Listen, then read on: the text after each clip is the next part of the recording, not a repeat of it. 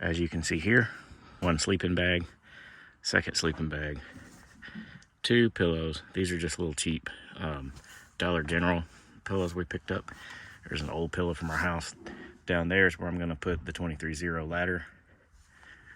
Pillow on top. All this collapses down. 2, there's the Lost Horizon mattress and the Amazon version of it. If you'll notice, folded in half with the hinge side, I guess you could call it, facing this way on this one and this one. So they're opposite of each other. One's folded like this, another one is folded like that.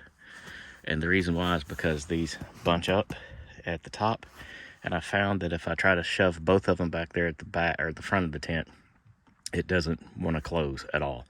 But what I do is kind of overlap them just a little bit like that. Tent will fold down just fine. Everything tucks away. Key thing is to have this tight. That helps pull this in, and it's not a big deal.